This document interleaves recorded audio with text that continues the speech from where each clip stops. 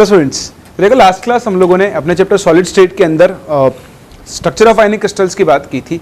हम लोगों ने देखा था कि NaCl और CaCl टाइप स्ट्रक्चर्स क्या होती हैं। हमने डिस्कस भी किया था कि उनमें कोऑर्डिनेशन नंबर क्या होता है, effective number of formula units क्या होती हैं, पैकिंग फ्रैक्शन हम कैसे कैलकुलेट करते हैं। आज हम वहीं से आगे कंटिन्यू कर रहे हैं और कुछ और आयनिक क्रिस्टल्स के स्ट्रक्चर की बात कर रहे हैं। वो दो सबसे ज़्यादा इंपॉर्टेंट है, जिनमें मैं जो बाकी लिखवा रहा हूँ वो भी आपके काम में आ सकते हैं। हेडिंग डालें next third, which is ZnS type structure।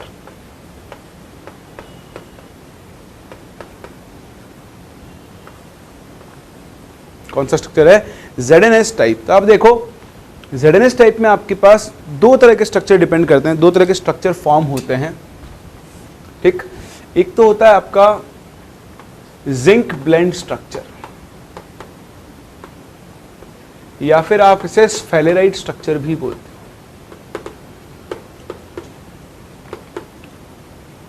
तो आप क्या बोल सकते हो? जिंक ब्लेंड बोल सकते हो या फिर स्फेलेराइट स्ट्रक्चर बोल सकते हो। और जो आपका दूसरा स्ट्रक्चर बनता है वो होता है वुडज़ाइट स्ट्रक्चर। कौन सा स्ट्रक्चर होता है? वुडज़ाइट स्ट्रक्चर। तो देखो क्या डिफरेंस होता है दोनों के अंदर। दोनों का बेसिक अरेंजमेंट सेम होता है, लेटिस का फर्क है। अगर आप जिंक ब्लेंड स्ट्रक्चर की बात करो ZnS की, तो यहाँ पर S2- जो है वो आपका CCP या फिर आप क्या बोल सकते हो उसे FCC लैटिस बनाता है। क्या बनाता है? CCP या फिर FCC लैटिस बनाता है। और जो आपके Zn2+ आयंस हैं ये क्या करते हैं? ऑल्टरनेट टेट्राहेड्रल वॉइड्स को ऑक्यूपाई करते हैं।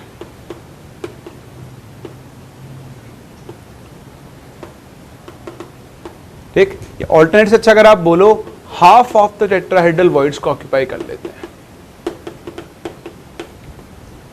ठीक है, अगर हम इसके स्ट्रक्चर बनाने चलें तो इसके स्ट्रक्चर कैसी होगी? ये आपका CCP या फिर FCC लैटिस बनेगा।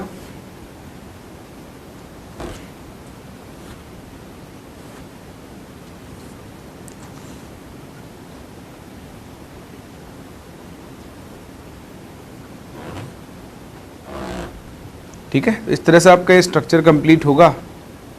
और इस स्ट्रक्चर में सारे सल्फाइड आयंस कहाँ पर प्रेजेंट होंगे?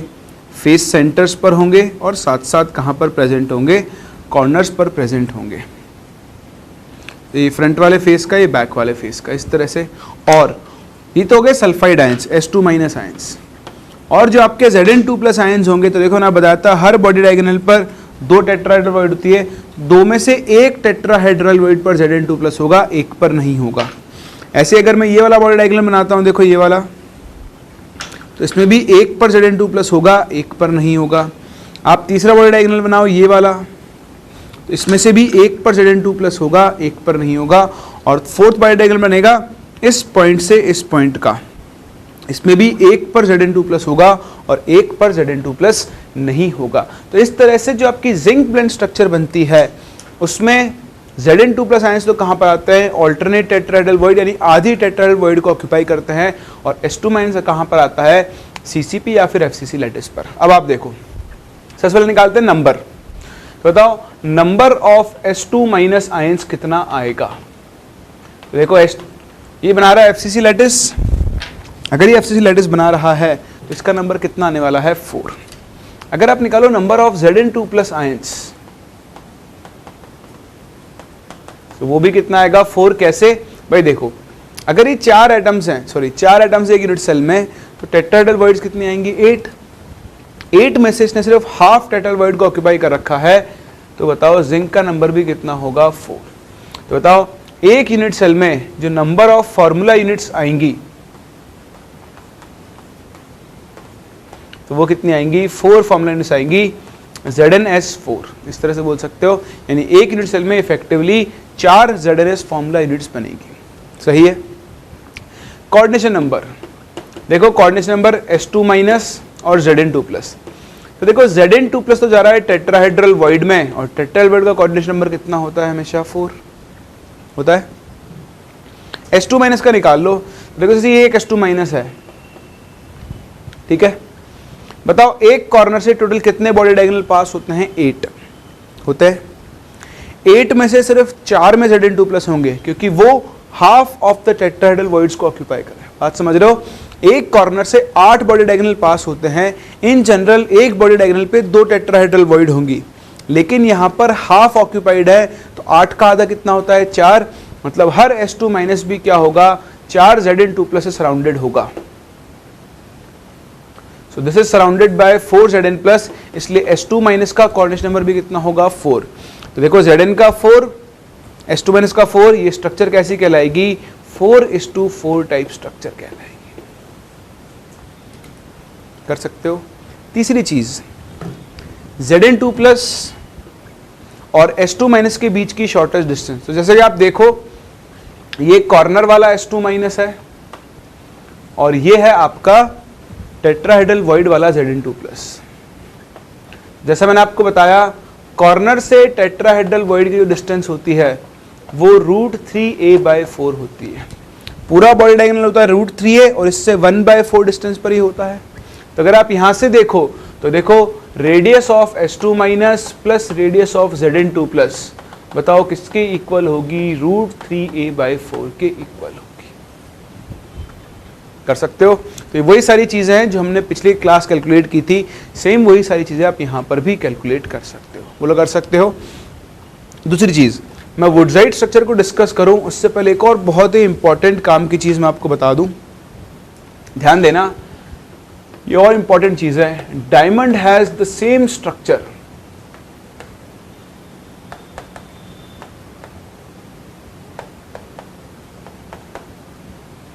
As that of zinc blende. ये आप ध्यान रखना, कई बार क्वेश्चन लिख कर देता है, कई बार नहीं देता है।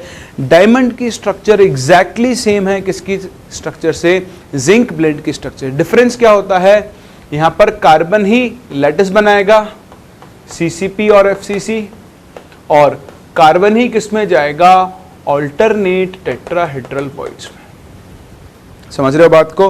तो अब ध्यान रखना, तो अगर हम यहां पर डायमंड स्ट्रक्चर बनाएं तो देखो फिर से वही लैटिस बना दो,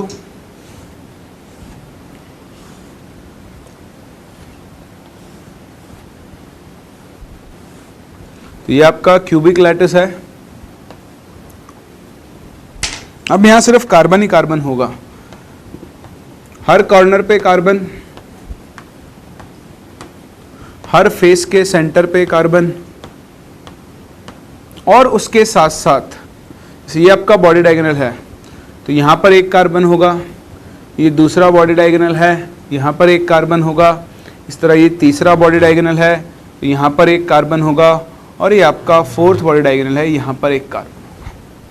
समझ में आ रही बात आपको। तो यहां पर क्या होगा, हर ऑल्टरनेट वॉइड के अंदर एक कार्बन एटम होगा। तो अगर आप डायमंड स्ट्रक्चर में नंबर ऑफ कार्बन एटम्स निकालो, क्या निकालोगे, नंबर ऑफ कार्बन एटम्स। तो देखो जो FCC वाले हैं वो तो आएंगे 4 प्लस 4 वॉइड्स के अंदर एटम्स हैं 4, ठीक। तो ये तो कौन से वाले हो गए आपके FCC यूनिट सेल वाले, और ये कौन से हो गए टेट्राहेड्रल वॉइड वाले। तो बताओ टोटल कार्बन एटम्स कितने होंगे 8। यानी डायमंड स्ट्रक्चर में जो इफेक्टिव नंबर ऑफ एटम्स होते हैं पर यूनिट सेल, बताओ वो कितने हो जाएंगे, 8 हो जाएंगे होगा। दूसरा, आप कार्बन कार्बन के बीच में डिस्टेंस भी निकाल सकते हो। तो यहां आपको देखना पड़ेगा शॉर्टर डिस्टेंस क्या आएगी, क्योंकि देखो ये भी कार्बन कार्बन है, ठीक है, ये भी कार्बन कार्बन है, और एक आपका ये भी कार्बन कार्बन डिस्टेंस है। तो देखो ये डिस्टेंस तो आती है कितनी, ये पूरी होती है √2a, तो ये आएगी a/√2, ये डिस्टेंस आएगी a, और ये डिस्टेंस आप देख चुके हो कितनी आती है √3a/4, सही ना। तो देखो a/√2, √2 होता है 1.414, तो अगर आप a/1.4 देखो मतलब अराउंड 1.5 हो गया, 3/2, 2/3, 0.66 a के आसपास ये डिस्टेंस आएगी। यहां पर आप आओ √3/4, √3 होता है 1.732, 1.732/4, 0.4 के आसपास ये डिस्टेंस आएगी, और ये आएगी a। तो देखो यही शॉर्टेस्ट डिस्टेंस है, मतलब कार्बन कार्बन एटम्स के बीच में जो शॉर्टेस्ट डिस्टेंस होगी वो √3a/4 के इक्वल होगी। बात समझ में आ रही है। तो ध्यान रखना, डायमंड की स्ट्रक्चर एग्जैक्टली रिजेंबल करती है किससे, स्फेलेराइट या फिर जिंक ब्लेंड स्ट्रक्चर में, जहां पर कार्बन ही FCC यूनिट सेल बनाता है और कार्बन ही टेट्राहेड्रल वॉइड्स को ऑक्यूपाई करता है। क्लियर है। कॉपी करो, फिर हम बात करते हैं अपनी अगली स्ट्रक्चर की, दैट इज वुडजाइट स्ट्रक्चर। फिर देखो जो आपकी सेकंड स्ट्रक्चर होती है दैट इज योर वुडजाइट स्ट्रक्चर। तो वुडजाइट स्ट्रक्चर में ज्यादा कुछ नहीं है, डिफरेंस क्या है, वुडजाइट स्ट्रक्चर में H2 माइनस FCC की जगह कौन सा लैटिस बनाता है, HCP लैटिस बनाता है। कौन सा लैटिस बनाएगा, HCP। और अगर ये HCP लैटिस बनाएगा तो बताओ जो आपके Zn2+ है वो चेंज नहीं होता है, Zn2+ तो अब भी क्या करते हैं, occupies half of the tetrahedral voids. सही है। अब आप देखो अगर ये HCP लैटिस बना रहा है तो यहाँ पे नंबर चेंज हो जाएगा, किसका, सल्फाइड आयंस का, सल्फर एटम्स का।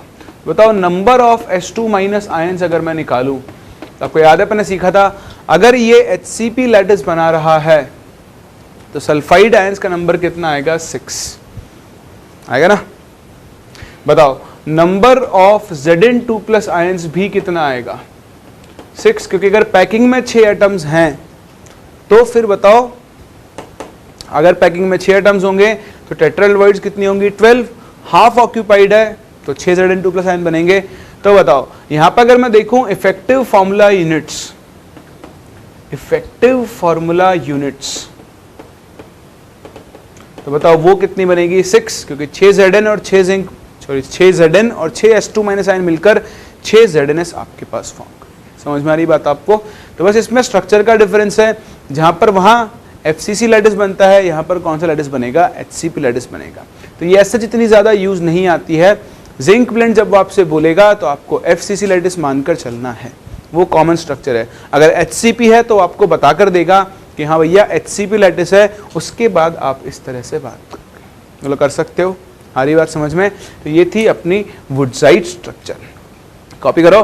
फिर हम बढ़ते हैं अपनी दो और स्ट्रक्चर के ऊपर, एक का नाम है फ्लोराइट और दूसरे का नाम है एंटी फ्लोराइट स्ट्रक्चर।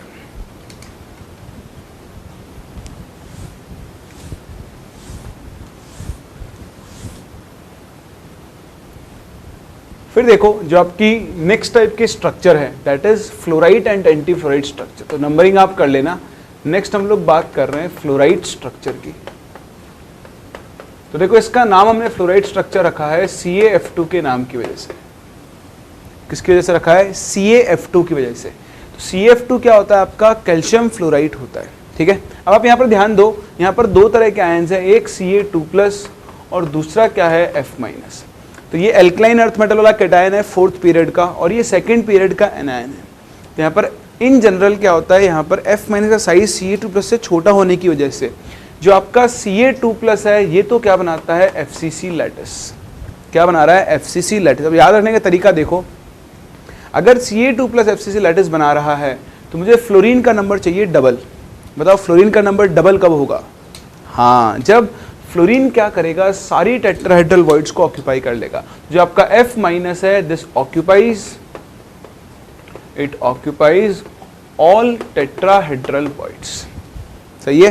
तो फ्लोराइड स्ट्रक्चर में क्या होगा, Ca2+ बनाएगा FCC लैटिस और F- ऑक्यूपाई करेगा सारी टेट्राहेड्रल वॉइड्स को। तो आप बनाना चाहो तो डायग्राम बना सकते हो, कोई बड़ी बात है नहीं अब, है ना। तो देखो यहां पर कौन होंगे, ये सारे Ca2+ आयंस होंगे फेस सेंटर पे, फेस सेंटर पे, ये फ्रंट वाले फेस पे, बैक वाले पे। और ये जो आपके बॉडी डायगोनल है, अब हर बॉडी डायगोनल पे क्या होंगे, 2 F- आयंस होंगे। मैं ज़्यादा कचरा इकट्ठा नहीं हूँ इसलिए एक ही बॉडी डायगोनल बना रहा हूँ। आप समझ सकते हो कि हर बॉडी डायगोनल पे क्या होंगे, 2 F- एटम्स प्रेजेंट होंगे। कोऑर्डिनेशन नंबर, अब आप देखो F- तो कहाँ पर जा रहा है, टेट्राहेड्रल वॉइड में, तो इसका कोऑर्डिनेशन नंबर तो कितना होगा, 4। Ca2+ का, तो जैसे मैंने आपको बताया, बताओ इस कॉर्नर से कितने बॉडी डायगोनल पास होंगे, 8। देखो दूसरी यूनिवर्सल का बॉडी डायगोनल भी इससे पास होगा, तो एक F- इधर, एक F- इधर। ऐसे जो बाकी के आपके टोटल 4 बॉडी डायगोनल पास होंगे इस कॉर्नर से, तो हर एक पर क्या होंगे, 2 F- प्रेजेंट होंगे ना। तो सिंस ये मैंने शायद लास्ट वाले में गलत बोल दिया थोड़ा सा, कि जो बॉडी डायगोनल होता है एक कॉर्नर से टोटल 4 बॉडी डायगोनल पास करेंगे इधर उधर मिलाकर, है ना। तो 4 बॉडी डायगोनल पास करेंगे तो हर एक के ऊपर 2 F- है। तो बताओ टोटल Ca2+ को कितने F- सराउंड कर रहे होंगे, 8। तो यहाँ से अगर आप Ca2+ का कोऑर्डिनेशन नंबर निकालो तो बताओ उसका कोऑर्डिनेशन नंबर कितना आएगा, 8। तो ये आपका हो गया 8:4 टाइप स्ट्रक्चर। समझ रहे हो? तो मैंने आपको पहले ही बताया कोऑर्डिनेशन नंबर से हम कभी भी फॉर्मूला नहीं निकालते। अगर आप कोऑर्डिनेशन नंबर से फॉर्मूला निकालोगे तो वो तो Ca2F बन जाएगा, क्योंकि गलत है। फॉर्मूला कहां से निकालते हैं, नंबर ऑफ एटम से। तो बताओ Ca2+ के कितने एटम्स होंगे, 4, और F- के कितने होंगे, 8, क्योंकि वो सारी टेट्राहेड्रल वॉइड्स को ऑक्यूपाई कर रहे हैं। तो बताओ कंपाउंड का फॉर्मूला क्या बन गया, CaF2 यानी यहां पर इफेक्टिवली 4 फार्मूला यूनिट्स होंगी और Z की वैल्यू कितनी आएगी, 4 आएगी। तो ये है आपकी फ्लोराइड स्ट्रक्चर। फिर से अगर आपको पैकिंग फ्रैक्शन निकालनी है तो पैकिंग फ्रैक्शन का फॉर्मूला मैंने आपको सिखाया था, number of cations into 4/3 πr³ of cation plus number of anion into 4/3 πr anion upon total volume, है ना। पैकिंग फ्रैक्शन का फॉर्मूला अपन ने फिक्स कर लिया ही था, उसको बार बार यहाँ रिपीट करने की जरूरत नहीं है। एक और फाइनल स्ट्रक्चर है जो आपको समझनी है, जिसे हम बोलते हैं एंटी फ्लोराइड स्ट्रक्चर। कौन सी स्ट्रक्चर बोलते हैं, एंटी फ्लोराइड स्ट्रक्चर बोलते हैं। तो नाम से पता लग रहा है फ्लोराइड का उल्टा। तो फ्लोराइड का उल्टा कैसे, देखो फ्लोराइड स्ट्रक्चर में कैटायन क्या बना रहा था, FCC लैटिस। यहां पर आपका जो एनायन होगा O2- वो बनाएगा FCC लैटिस, ठीक है। और जो कैटायन होगा Na+, वो किसको ऑक्यूपाई करेगा, टेट्राहेड्रल वॉइड्स को। तो पोजीशन स्विच हो चुकी है, बाकी सारी चीजें सेम रहेगी। अब आप देखो, अगर Na+ टेट्राहेड्रल वॉइड में जा रहा है तो इसका कोऑर्डिनेशन नंबर कितना होगा, 4 होगा। और अगर O2- FCC लैटिस बना रहा है, जैसे मैंने आपको बताया हर कॉर्नर वाला O2- टोटल 8 Na+ से सराउंडेड होगा, तो इसका कोऑर्डिनेशन नंबर कितना हो जाएगा, 8। और अब ये स्ट्रक्चर बन जाएगा 4:8 टाइप। तो ये ध्यान दें, आपको ये टाइप पहचानना आना चाहिए कोऑर्डिनेशन नंबर से कि 8:4 टाइप होगा या फिर 4:8 टाइप होगा। सही है, आगे बढ़ो, नंबर निकालते हैं। नंबर तो बताओ, नंबर ऑफ O2- आयंस वो कितना आएगा, 4, क्योंकि लैटिस बना रहा है। और नंबर ऑफ Na+ आयंस कितना आ जाएगा, वो आ जाएगा 8। तो फिर से देखो, कंपाउंड का फॉर्मूला क्या बन जाएगा, Na2O4 यानी Z कितना होगा, 4। एक यूनिट सेल में इफेक्टिवली 4 फॉर्मूला यूनिट्स होंगी। तो ये थे आपके कुछ इंपॉर्टेंट आयनिक सॉलिड्स और उनकी स्ट्रक्चर्स जो आपको ध्यान रखनी चाहिए। सबसे इंपॉर्टेंट थे NaCl और CaCl टाइप। उनके बाद ये आपके पास जिंक ब्लेंड स्ट्रक्चर और फ्लोराइड एंटी फ्लोराइड स्ट्रक्चर। बस आप इतने याद रख लो, इससे ज़्यादा आपके काम नहीं आएंगे। हो सकता है कुछ लोग आपको परवोस्काइट ये सब स्ट्रक्चर्स भी पढ़ा दें, पर कोई मतलब की नहीं है, ना तो आप उन्हें याद रख पाओगे ना ही वो यूज़ की जाएगी। आप तो सिर्फ इतनी याद रख लो, आपको कोऑर्डिनेशन नंबर निकालना आना चाहिए, आपको आयन टू आयन डिस्टेंस निकालनी आनी चाहिए। इतना करना आपने सीख लिया, आप सॉलिड स्टेट के सारे क्वेश्चंस करके आ सकते हो। सही है, कॉपी करो, कुछ क्वेश्चंस की प्रैक्टिस करते हैं कि किस तरह के क्वेश्चंस हमसे आयनिक कंपाउंड्स के स्ट्रक्चर्स पे पूछे जा सकते हैं। तो लास्ट क्लास भी हमने कुछ क्वेश्चंस किए थे, आज हमने जो स्ट्रक्चर्स पढ़ी है हम उनके ऊपर बेस्ड क्वेश्चंस करते हैं। कॉपी करो, फिर क्वेश्चंस डिस्कस करते हैं।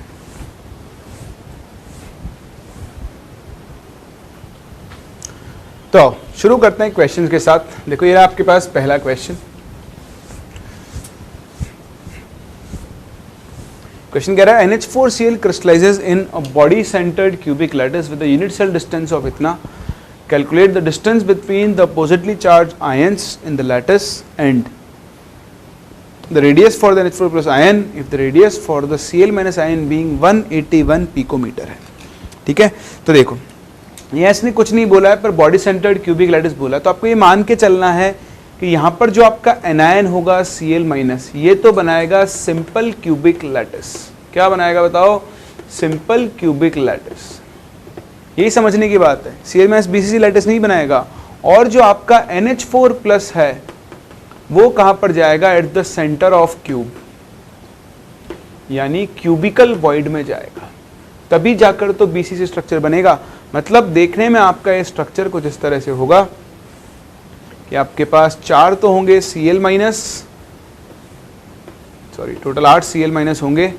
ये Cl-, Cl-, Cl-, Cl-, Cl-, और जो आपका NH4 प्लस आयन होगा वो यहाँ बॉडी सेंटर पर बैठा हुआ होगा, और इस तरह से आपका BCC स्ट्रक्चर बनेगा। बोलिए चीज समझ में आ रही है? तो पहली चीज क्या निकालनी है, the distance between the oppositely charged ions.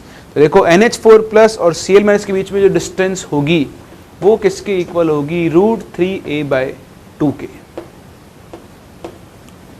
होगी ना। एज लेंथ दिया हुआ आपको 387, तो बताओ जो पहले पार्ट का आंसर है वो कितना आ जाएगा, √3/2 इंटू ए की वैल्यू है 387 पिकोमीटर।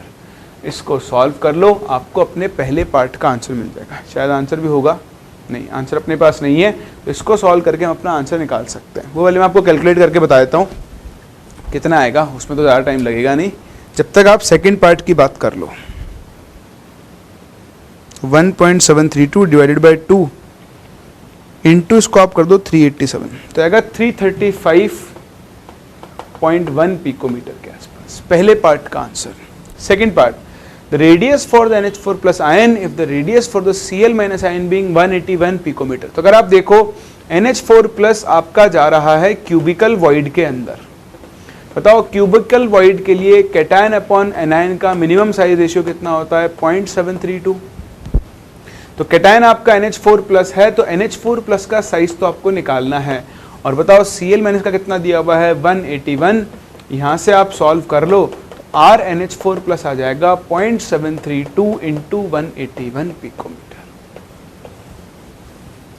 और इस तरह से आप अपने इस पहले क्वेश्चन को सॉल्व कर सकते हो। तो बस आपको सिर्फ ये देखना होता है इन केसेस के अंदर कि कैटायन कहाँ पर होगा, एनायन कहाँ पर होगा, और बहुत ही आसानी से आप इनके ऊपर बेस्ड क्वेश्चंस को सॉल्व कर सकते हो ना। चलो कर सकते हो, तो मूव करते हैं अगले क्वेश्चन के ऊपर। चलो ये देखो आपके आंसर 333.15 पिकोमीटर, और ये आंसर आएगा 154.15 पिकोमीटर। कर लोगे? चलो तो मूव करते हैं अगले क्वेश्चन पे। देखो ये आपसे कह रहा है कि the edge length of the unit cube of diamond is इतना, and this cube contains 8 carbon atoms. ये मैंने अभी आपसे डिस्कस किया ही था, इसने बता दिया है क्या क्या कैलकुलेट करना है। Distance between carbon atoms assuming them to be spheres in contact, be the fraction of the total volume that is occupied by carbon atoms। तो जैसा मैंने आपसे बात की, डायमंड की स्ट्रक्चर में क्या होता है, कार्बन एटम्स ही क्या बनाते हैं, FCC लैटिस, और कार्बन एटम्स ही क्या करते हैं, टेट्राहेड्रल वॉइड्स। कितनी tetrahedral voids, half tetrahedral voids occupy करते हैं। तो अगर हम वापस से डायमंड का लैटिस बनाएं तो उसमें क्या होगा, कुछ भी नहीं होगा, वही FCC लैटिस बनेगा जैसा कि हम बनाते आए हैं। सही है, carbon carbon carbon carbon carbon, मैं ज्यादा नहीं बना रहा हूं, काम की चीज बना रहा हूं। और ये आपका बॉडी डायगोनल है, तो बॉडी डायगोनल के एक साइड पर कार्बन एटम होगा, दूसरे वाली टेट्राहेड्रल वॉइड पे नहीं होगा। तो ये कार्बन एटम और ये कार्बन एटम, अभी हमने कैलकुलेट भी किया था, कार्बन कार्बन की जो डिस्टेंस होगी वो कितनी होगी, √3a/4 होगी। यहाँ पर A क्या होगी, एज लेंथ ऑफ क्यूब होगी। बोलो बात समझ में आ रही है? तो पहले क्वेश्चन का तो आंसर जो होगा वो होगा √3/4 इंटू, बताओ एज लेंथ कितनी दी हुई है आपको, 356.7 पिकोमीटर। समझ में आ रहा है? तो यहां से आप कार्बन कार्बन के बीच की डिस्टेंस कैलकुलेट कर सकते हो। सेकेंड पार्ट क्या बोल रहा है, fraction of total volume that is occupied by carbon atoms. तो बेसिकली आपको पैकिंग फ्रैक्शन निकालना है। देखो पैकिंग फ्रैक्शन का फॉर्मूला क्या होगा, volume occupied by carbon atoms. तो बताओ एक यूनिट सेल में कितने कार्बन एटम्स हैं, 8। ये मैंने आपको भी कैलकुलेट भी करके दिखाया था, वैसे भी उसने क्वेश्चन में ही बोल दिया है। तो 8 इंटू, बताओ कार्बन एटम्स का वॉल्यूम कितना होगा, 4/3 पाई radius of carbon atom into cube, carbon cube, divided by, बताओ वॉल्यूम ऑफ यूनिट सेल कितना होगा, A³। सही है, समझ में आ रहा है? अब आप रेडियस ऑफ कार्बन एटम कहां से लेकर आओगे, तो यहां से लेकर आओ। देखो ये कार्बन एटम के बीच की डिस्टेंस से √3 है, और कार्बन कार्बन अगर आपस में टच कर रहे हैं तो इनके बीच की डिस्टेंस कितनी होगी, ट्वाइस ऑफ RC। और ये कार्बन टच कर रहा है तो इनके बीच की डिस्टेंस कितनी है, radius of carbon plus radius of carbon. यहां से आप रेडियस ऑफ कार्बन एटम निकाल लो, कितना आएगा, √3/8 इंटू A। RC की ये वैल्यू उठा के यहाँ रख दो तो आपको क्या मिल जाएगा, पैकिंग फ्रैक्शन मिल जाएगा। कैलकुलेशन आपको करनी पड़ेगी, वो मैं नहीं करूँगा, मैंने आपको कंसेप्ट समझा दिया है कि आप कैसे यहाँ पर पैकिंग फ्रैक्शन कैलकुलेट कर सकते हो। तो जो डायमंड वाले क्वेश्चन है बहुत इंपॉर्टेंट होते हैं, डायमंड की स्ट्रक्चर याद रखें। ऐसे क्वेश्चन अगर आप पूछ लिए आपसे, तो आपको जब तक डायमंड की स्ट्रक्चर पता नहीं है तब तक आप इन क्वेश्चंस को सॉल्व नहीं कर सकते हो। आई बात समझ में? तो ये था आपका क्वेश्चन, इन दोनों वैल्यूज को सॉल्व कर लो, आपको अपना आंसर मिल जाएगा। मैं आपको आंसर की एग्जैक्ट वैल्यूज बता देता हूं जब तक आप इसे कॉपी कर। तो देखो जो यहां पर आंसर आएगा, इस वाले पार्ट का आंसर आएगा 154.4 पिकोमीटर, पैकिंग फ्रैक्शन आएगा 0.34। सही है? तो इस तरह से आप आयनिक क्रिस्टल्स के ऊपर बेस्ड क्वेश्चंस को ट्राई कर सकते हो। मैंने आपको 2 क्वेश्चन करवा दिए, 2 क्वेश्चन लास्ट क्लास भी करवा दिए थे। अब आपका काम है होमवर्क करना, तो जो आपके पास शीट है उसमें से आप क्वेश्चंस करें, उनको फिर हम लोग क्या करेंगे, डाउट्स के अंदर डिस्कस करेंगे। ठीक है, चलो। तो यहाँ पे खत्म होता है अपना एक और topic, that is structure of ionic crystals. क्या चीज? स्ट्रक्चर ऑफ आयनिक क्रिस्टल्स सीख लिए। अब हम वापस आ रहे हैं इस चैप्टर के एक और थ्योरेटिकल पार्ट के ऊपर। यहाँ पर हम पढ़ने वाले हैं, ये भी पार्ट इंपॉर्टेंट है। अगर थ्योरेटिकल क्वेश्चन सॉलिड स्टेट से बनना है तो वो इसी पार्ट से पूछा जाता है। तो हम लोग डिस्कस करने जा रहे हैं यहाँ पर डिफेक्ट्स और इम्परफेक्शंस इन सॉलिड्स। देखो पहले तो मतलब समझे डिफेक्ट्स या फिर इम्परफेक्शन का मतलब क्या होता है। देखो जैसा हमने सीखा कि जब भी कोई सॉलिड बनता है तो उस सॉलिड के अंदर क्या होता है, एटम्स का एक रेगुलर अरेंजमेंट चलता है। फॉर एग्जाम्पल मैं आपके सामने एक लैटिस बना रहा हूं,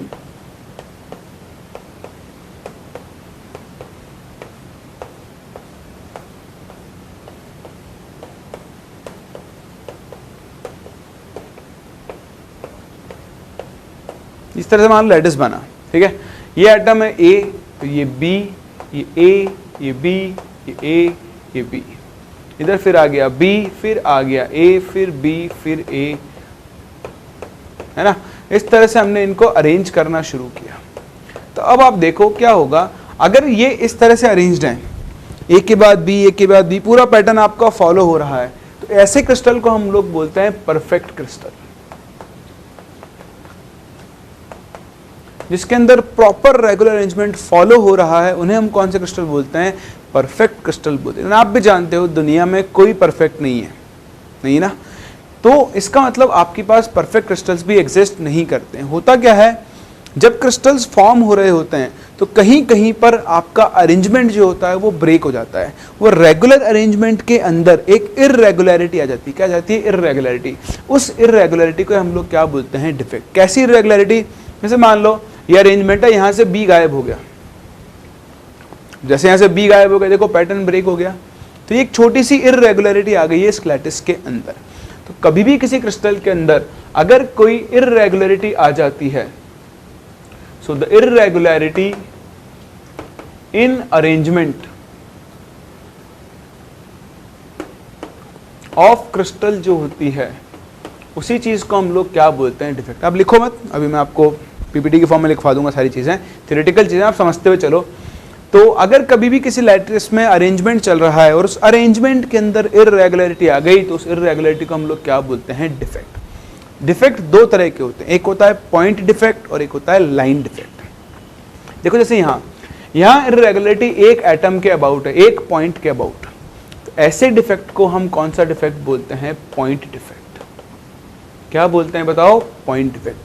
अगर इररेगुलरिटी एक लाइन के अलोंग आ जाए, लाइन के अलोंग कैसे, जैसे आपका दूसरा क्रिस्टल बनाता हूं मैं एक बार और,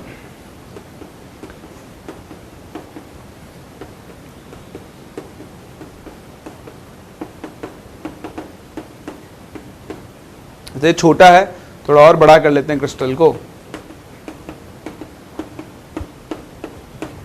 ठीक है, अब ये है ए, ये है बी, ये है ए, ये है बी, ये है बी, ये है ए, ये है बी, ये है ए, ये है बी, फिर इस तरह से ये है ए, ये है बी, ये है बी, ये है ए, फिर ये A B, sorry B A B A B. तो आप देखो इस क्रिस्टल में क्या है, इस पूरी लाइन के अलोंग एक की पूरी की पूरी रो गायब है।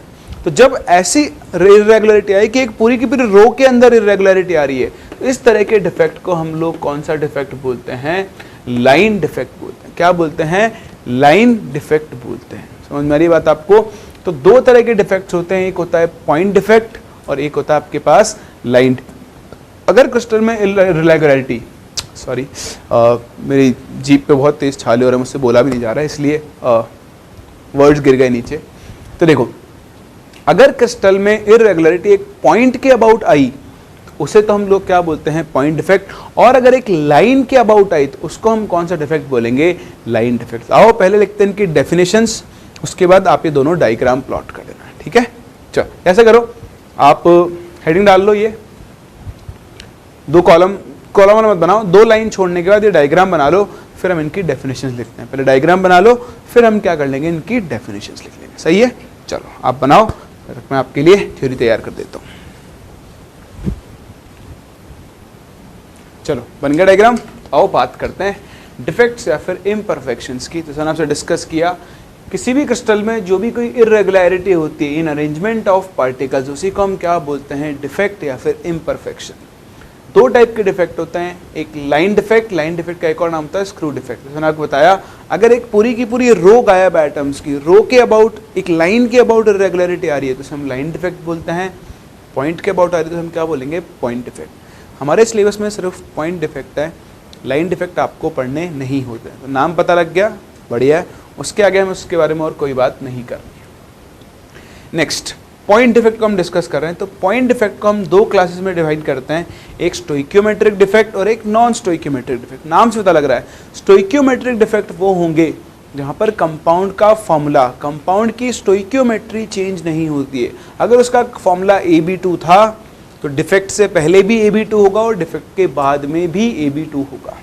वहीं नॉन स्टोइकियोमेट्रिक डिफेक्ट जहाँ पे कंपाउंड की स्टोइकियोमेट्री क्या हो जाएगी? चेंज।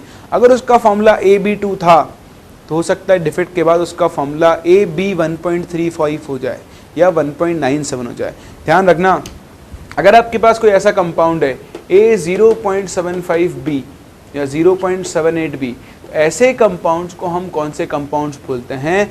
नॉन स्टोइकियोमेट्रिक कंपाउंड्स बोलते हैं। तो डिपेंडिंग ऑन कि कंपाउंड की स्टोइकियोमेट्री बदल रही है या फिर नहीं बदल रही है, दो तरह के डिफेक्ट्स एग्जिस्ट करते हैं, एक स्टोइकियोमेट्रिक डिफेक्ट और एक नॉन स्टोइकियोमेट्रिक डिफेक्ट्स। तो सबसे पहले हम लोग यहाँ पर डिस्कस करने चलेंगे स्टोइकियोमेट्रिक डिफेक्ट्स को। कौन से डिफेक्ट्स को? स्टोइकियोमेट्रिक डिफेक्ट्स को। तो देखो स्टोइकियोमेट्रिक डिफेक्ट्स में दो मेन डिफेक्ट्स होते हैं, एक होता है शॉटकी डिफेक्ट और एक होता है फ्रेंकल डिफेक्ट। कौन सा डिफेक्ट होता है? फ्रेंकल डिफेक्ट होता है। तो बहुत ध्यान से सीखें, समझें शॉटकी डिफेक्ट कब होता है, कैसे होता है। तो शॉटकी डिफेक्ट में क्या होता है, देखो अभी बाकी आपको पीपीटी में देखी जाएगा, सब कुछ मैं लिखवाई दूंगा, आप तो सिर्फ समझ लो एक बार। ये एक कैटायन है, सॉरी ये एक लैटिस है। इस लैटिस के अंदर कैटायन एनायन सब होते हैं, ठीक है? तो बड़ा कर लेते हैं।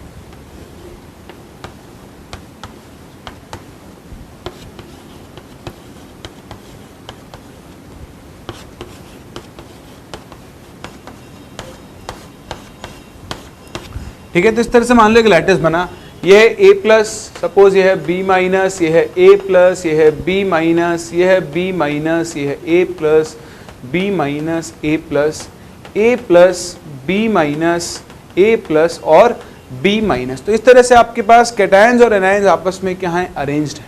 सही है। अब क्या हो, अगर इस लैटिस से इक्वल नंबर ऑफ कैटायन और एनायन गायब हो जाए, यानी कैटायन और एनायन पेयर के अंदर मिसिंग हो, 2, 4, 6, तो अगर कभी किसी भी लैटिस से इक्वल नंबर ऑफ कैटायंस और एनायंस मिसिंग है तो ऐसे डिफेक्ट को हम कौन सा डिफेक्ट बोलते हैं? शॉटकी डिफेक्ट बोलते हैं। क्या बोलते हैं? शॉटकी डिफेक्ट बोलते हैं। अगर आप ध्यान दें, since same number of cation और एनायन गायब हुए हैं तो इस कंपाउंड की इलेक्ट्रिकल न्यूट्रलिटी पे कोई फर्क नहीं पड़ेगा। एटम्स का रेशियो अब भी सेम रहेगा तो स्टोइकियोमेट्री पर भी कोई फर्क नहीं पड़ेगा। इसीलिए हम ऐसे डिफेक्ट्स को कौन सा डिफेक्ट बोलते हैं? स्टोइकियोमेट्रिक डिफेक्ट बोलते हैं। तो इक्वल नंबर ऑफ कैटायंस और एनायंस अगर अपनी जगह से गायब हो गए गायब हो गए मतलब शॉर्ट हो गए, शॉर्ट मतलब शॉर्ट की। तो ऐसे डिफेक्ट को हम क्या बोलते हैं? शॉर्ट की डिफेक्ट बोलते हैं। सही है। वहीं फ्रेंकल डिफेक्ट कब होता है? फ्रेंकल डिफेक्ट में क्या होता है, देखो सेम आपका ऐसा ही एक क्रिस्टल बनाओ,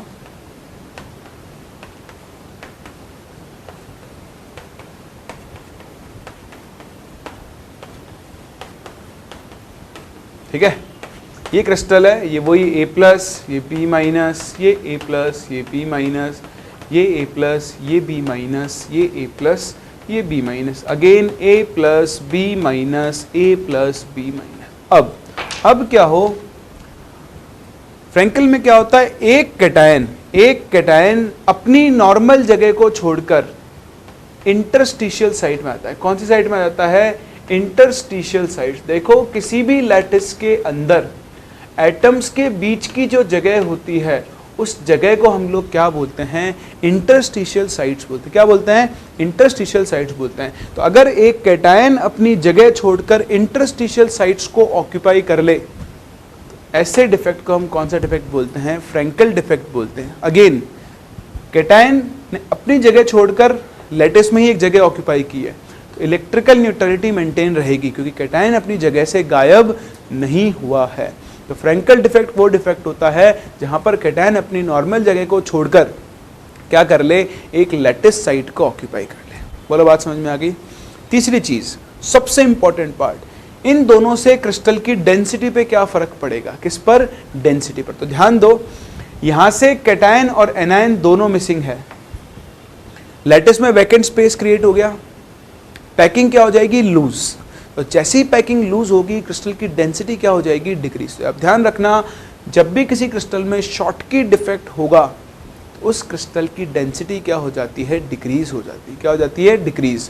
तो ध्यान ही ऐसे रखो, शॉटकी मतलब शॉर्ट हो जाएगी, क्या? डेंसिटी शॉर्ट हो जाएगी। तो शॉटकी डिफेक्ट में पहली चीज तो आयन शॉर्ट हो जाते हैं, मतलब कैटायन एनायन पेयर में गायब हो जाते हैं, और दूसरा शॉटकी डिफेक्ट की वजह से डेंसिटी क्या होती है? क्रिस्टल की डिक्रीज हो जाती है। फ्रेंकल, बताओ क्या आयन कहीं गायब हुआ? नहीं हुआ ना, क्रिस्टल के अंदर ही है, मतलब यहां पर क्रिस्टल की डेंसिटी पर कोई इफेक्ट नहीं पड़ता है। तो शॉटकी डिफेक्ट की वजह से डेंसिटी डिक्रीज होती है, लेकिन फ्रेंकल डिफेक्ट की वजह से डेंसिटी पे कोई फर्क नहीं पड़ता है। सही। नेक्स्ट चीज, इलेक्ट्रिकल कंडक्टिविटी। तो देखो शॉटकी डिफेक्ट और फ्रेंकल डिफेक्ट दोनों की वजह से क्या होती है? इलेक्ट्रिकल कंडक्टिविटी स्लाइटली इंप्रूव हो जाती है। स्लाइटली इंप्रूव क्यों होती है? क्योंकि जैसे डिफेक्ट क्रिएट हुआ बाकी आयंस को मूव करने के लिए जगह मिल जाएगी, लेकिन बहुत ज्यादा इंक्रीज आपको कभी नहीं दिखाई देगा। क्यों? क्योंकि जो डिफेक्ट होते हैं इनका परसेंटेज बहुत कम होता है। अराउंड आप ये मान लो 10 टू द पावर 23 एटम्स के अंदर मुश्किल से 10 डिफेक्ट आपको दिखेंगे। हाँ, इतने ज्यादा एटम्स में इतना कम डिफेक्ट होता है, क्योंकि अगर डिफेक्ट का नंबर बहुत ज्यादा हुआ तो आपका लैटिस कोलैप्स कर जाएगा, खत्म हो जाएगा, लैटिस स्टेबल ही नहीं रहेगा। तो डिफेक्ट्स की कंसंट्रेशन बहुत ज्यादा नहीं होती है, बहुत कम कंसंट्रेशन होती है डिफेक्ट्स की, इसलिए इलेक्ट्रिकल कंडक्टिविटी स्लाइटली क्या हो जाती है? इंप्रूव हो जाती है। नेक्स्ट चीज जो बहुत इंपॉर्टेंट और आपको ध्यान रखनी है वो है ये कि शॉटकी डिफेक्ट कौन शो करते हैं? कौन? तो देखो शॉटकी डिफेक्ट वो शो करते हैं जिनमें कैटायन और एनायन का साइज ऑलमोस्ट क्या होता है? सेम, या फिर जिनमें कैटायन एनायन का हाई कोऑर्डिनेशन नंबर होता है। तो कंडीशन याद रखें, बहुत इंपॉर्टेंट है, कभी पूछी नहीं गई है, किसी भी टाइम आपसे पूछी जा सकती है कि बताओ शॉटकी डिफेक्ट कौन से क्रिस्टल शो करते हैं जहां पर कैटायन और एनायन दोनों का साइज अप्रोक्सीमेटली क्या होता है? सेम। फ्रेंकल डिफेक्ट कौन शो करता है? आप खुद सोचो, कैटायन को बीच में आकर बैठना है, तो कैटायन बीच में आकर कब बैठेगा? जब एनायंस का साइज बड़ा होगा, ताकि बीच में जो गैप क्रिएट होगा वो भी क्या होगा? ज्यादा। तो फ्रेंकल डिफेक्ट वो लैटिस शो करते हैं जहां पर कैटायन और एनायन की साइज में डिफरेंस क्या होता है? बहुत ज्यादा होता है। आ रही बात समझ में? ये हैं आपके दो डिफेक्ट, शॉटकी डिफेक्ट और फ्रेंकल डिफेक्ट। रिपीट करता हूं, शॉटकी में कैटायन एनायन इक्वल नंबर में गायब होते हैं, फ्रेंकल में कैटायन इंटरस्टिशियल साइट में आके बैठ जाता है। शॉटकी की वजह से क्रिस्टल की डेंसिटी डिक्रीज होती है, मैं इंपॉर्टेंट चीज़ों की बात कर रहा हूँ। फ्रेंकल की वजह से डेंसिटी में कोई चेंज नहीं आता है। शॉटकी डिफेक्ट वो शो करते हैं जिनकी कैटायन और एनायन का साइज का रेशियो अप्रोक्सीमेटली क्या होता है? सेम होता है। Similar size of cation and anion, जबकि फ्रैंकल वो शो करते हैं जहां पर कैटायन और एनायन की साइज में डिफरेंस क्या होता है, बहुत ज़्यादा। और एक सबसे इंपॉर्टेंट चीज़ AgBr, कौन? AgBr। AgBr एक ऐसा आयनिक कंपाउंड है जो शॉटकी और फ्रैंकल दोनों डिफेक्ट शो कर सकता है। तो यही कुछ इंपॉर्टेंट चीज़ें हैं जो आपको शॉटकी और फ्रैंकल के बारे में याद रखनी है। आओ एक बार फिर से एक एक करके सबको डिस्कस कर लेते हैं। तो देखो, स्टोइकियोमेट्रिक डिफेक्ट्स के दो टाइप हैं, एक है शॉटकी डिफेक्ट और दूसरा कौन है आपका, फ्रैंकल डिफेक्ट। जैसे मैंने आपसे बात किया, शॉटकी डिफेक्ट के अंदर इक्वल नंबर ऑफ कैटायन और एनायन मिसिंग होते हैं। थोड़ा छोटा हो सकता है, आपको दिख नहीं रहा हो, ये प्लस है, minus plus minus minus plus minus plus plus minus plus minus. तो यहाँ से एक माइनस चार्ज यानी एनायन मिसिंग है, डायग्राम बना लेना आप। यहाँ से एक कैटायन मिसिंग है। तो इक्वल नंबर ऑफ आयंस अगर मिसिंग होते हैं तो उसे हम कौन सा डिफेक्ट बोलते हैं, शॉटकी। जैसे मैंने आपको बताया, शॉटकी डिफेक्ट की वजह से डेंसिटी ऑफ क्रिस्टल क्या होती है, डिक्रीज होती है। सही है। सेकेंड है आपका फ्रैंकल डिफेक्ट। फ्रैंकल में क्या होता है, cation leaves its normal lattice site and occupies an interstitial site in lattice. तो इसने, कैटायन ने अपनी नॉर्मल जगह छोड़कर एक इंटरस्टिशियल साइट को क्या कर लिया है, यहाँ पर ऑक्यूपाई कर लिया है। तो ये लिखा हुआ है वैकेंट नॉर्मल साइट, अगर आपको दिख नहीं रहा हो तो, और ये लिखा हुआ है कैटायन ऑक्यूपाइंग इंटरस्टिशियल साइट। ये डायग्राम आप बना लेना और उसमें नॉर्मल लिख देना। उसने आपको बताया फ्रैंकल डिफेक्ट में डेंसिटी में कोई चेंज आपको ऑब्जर्व नहीं होता है। तो इंपॉर्टेंट चीज़ याद रखनी है, एक तो ये दो क्या होता है और डेंसिटी पे क्या इफेक्ट पड़ता है। फर्दर कुछ और चीज़ें हैं जो आपको इनके बारे में ध्यान रखनी है। कंपेयर कर लेते हैं दोनों को। देखो, फ्रैंकल और शॉटकी, दो शॉटकी और फ्रैंकल दोनों में इलेक्ट्रिकल न्यूट्रलिटी क्या रहती है, मेंटेन। इनमें क्या, कोई भी डिफेक्ट शो, कोई भी डिफेक्ट, हर डिफेक्ट के अंदर क्रिस्टल की इलेक्ट्रिकल न्यूट्रलिटी मेंटेन रहनी चाहिए। उसकी इलेक्ट्रिकल न्यूट्रलिटी पे कोई फर्क नहीं आएगा। मैंने इलेक्ट्रिकल कंडक्टिविटी बोला था, न्यूट्रलिटी नहीं बोला था थोड़ी देर पहले, है ना। कंडक्टिविटी तो स्लाइटली इंप्रूव होगी, लेकिन न्यूट्रलिटी पे कोई फर्क नहीं आएगा। क्रिस्टल पहले भी न्यूट्रल था, क्रिस्टल बाद में भी न्यूट्रल रहेगा। इलेक्ट्रिकल कंडक्टिविटी स्लाइटली इंप्रूव, दोनों में सही है। इसी मैंने आपको बताई, this type of defect is shown by compounds in which cation and anion have similar size, और कंपाउंड्स विद, यहाँ चीज लिख देना, हाई कोऑर्डिनेशन नंबर। ये में स्प्रिंट है, यहाँ पे लिख देना with high coordination number. Example है NaCl, KCl, AgCl, ये सब इस तरह के डिफेक्ट शो कर सकते हैं। फ्रैंकल, जो मैंने आपसे कहा कि जहाँ पर कैटायन और एनायन की साइज में क्या होता है, डिफरेंस बहुत ज़्यादा होता है। तो ये आप कॉपी करो, फिर कुछ इंपॉर्टेंट चीज़ें और डिस्कस करता हूँ मैं आपसे इनके बारे में। हो गया। फिर देखो, दो सबसे इंपॉर्टेंट चीज़ मुझे आपको सिखानी है डिफेक्ट्स के बारे में, इनका आप ध्यान रखें। पहला मैंने आपसे डिस्कस किया, AgBr, फ्रैंकल और शॉटकी दोनों डिफेक्ट शो कर सकता है। और एक और काम की चीज़, कभी कभी हो सकता है आपके काम में आ जाए, कि शॉटकी डिफेक्ट क्या होता है, ज़्यादा फ्रीक्वेंटली ऑब्जर्व होता है as compared to Frenkel defect. Reason लिखा हुआ है साथ में कि शॉटकी डिफेक्ट को क्रिएट करने के लिए जो एनर्जी रिक्वायर्ड होती है वो क्या होती है, कम। यहाँ पर एक फॉर्मूला होता है, अगर मैं आपको लिखाऊँ, काम तो कभी नहीं आएगा आपके, ऐसी एक्स्ट्रा नॉलेज बता रहा हूँ, कि नंबर ऑफ डिफेक्ट्स पर सेंटीमीटर क्यूब, अगर आप एक क्रिस्टल में देखना चाहो, मान लो मैं इनको n बोलता हूँ, तो इसका एक फॉर्मूला बनता है n into e to the power minus E upon RT। यहाँ पर n जो होती है, n तो होती है नंबर ऑफ लैटिस साइट्स, वही 1 सेंटीमीटर क्यूब में, है ना। ये तो हो गई number of lattice site. E जो होती है, E is the energy required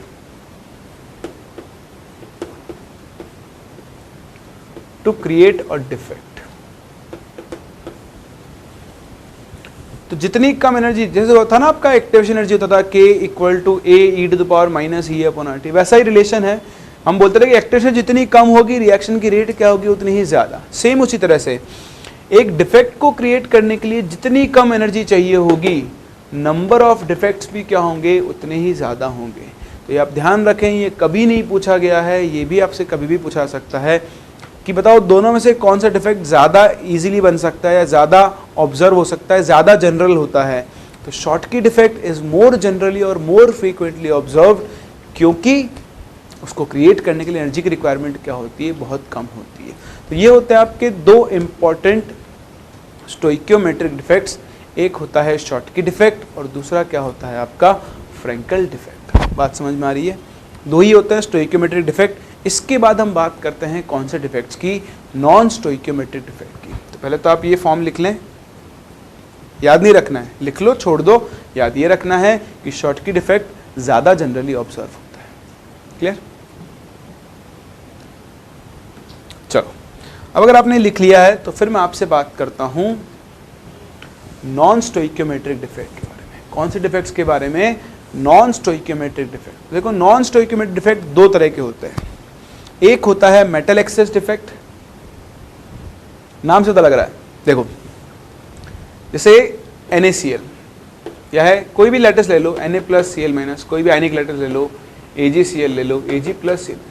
तो जो कैटायन है उसको हम बोलते हैं मेटल, ठीक, और एनायन को तो हम एनायन ही बोलेंगे, ठीक है।